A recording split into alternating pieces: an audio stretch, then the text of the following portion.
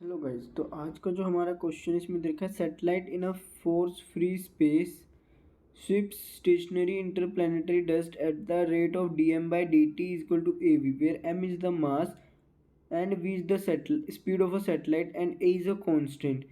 The tangential acceleration of a satellite is, तो guys यहाँ पे ना इस क्वेश्चन को सॉल्व करने के लिए हम इस डायग्राम को कंसिडर करेंगे। ये हमारे दो प्लैनेट हो गए, ठीक है। ये दो प्लैनेट इस किसी सन के अराउंड रिवॉल्व कर रहे हैं, ठीक है। और जो हमारी एक सैटेलाइट है वो इस पहले प्लेनेट से दूसरे प्लेनेट की तरफ जा रही है, ठीक है। पहले प्लेनेट से दूसरे प्लेनेट की तरफ जा रही है, किस वेलोसिटी से? कुछ v वेलोसिटी से, ठीक है।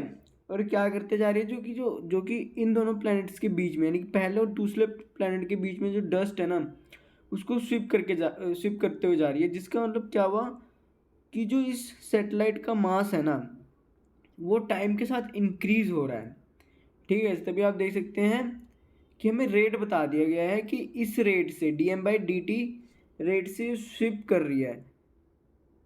तो guys, इसी रेट से जो हमारी सेटेलाइट होगी ना, उसका मास इंक्रीज होगा, ठीक है। और ये इंक्रीज ना मास इस सेटेलाइट को ना एक रिटार्डिंग एक्सीलरेशन प्रोवाइड करेगा, क्योंकि अगर हमारा मास टाइम के साथ चेंज होता है और वेलोसिटी कांस्टेंट रहती है, तो आपको पता है ये होता है change in momentum with respect to time. और हम जानते हैं कि change in momentum with respect to time क्या होता है, किसके इक्वल होता है? फोर्स के इक्वल। यानी कि इस वक्त जो सेटेलाइट होगी उस पर एक फोर्स लग रही होगी, और ये फोर्स होगी रिटार्डिंग फोर्स, ठीक है गाइस। ये सब हमें अब समझ आ जाना चाहिए, ठीक है अब तक। तो गाइस इसीलिए आप देख सकते हैं मैंने यहाँ लिख दिया है ये वाला formula, F is equal to minus v into d m by d t. यहाँ पे मैंने माइनस क्यों लगाया? क्योंकि जो सेटेलाइट है ना, उस पर एक रिटार्डिंग फोर्स लग रही होगी। और इस अभी आप देखेंगे ना, तो कि जो हमारा टेंजेंशियल एक्सीलरेशन भी आएगा वो आएगा नेगेटिव में, जो कि दिखा रहा होगा कि जो सेटेलाइट है उस पर एक नेगेटिव टेंजेंशियल एक्सीलरेशन लग रहा है, ठीक है गाइस।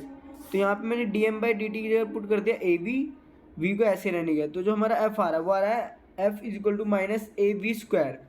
अब गाइस आपको पता है कि अगर मुझे टेंजेंशियल एक्सीलरेशन निकालना होगा तो मैं क्या करूंगा, एफ की जगह एम ए टी पुट कर दूंगा, जो कि आप देख सकते हैं यहाँ रख दिया। और किसके इक्वल हो जाएगा ये हमारा? माइनस ए वी स्क्वायर के इक्वल। यहाँ से जो गाइस हमारा ए टी आएगा वो आएगा minus a v square by capital M. तो गाइस ये होगा इस क्वेश्चन के लिए सही आंसर। और गाइस अगर आपको कोई डाउट है इस क्वेश्चन में तो कमेंट करके बताइएगा। Thank you guys.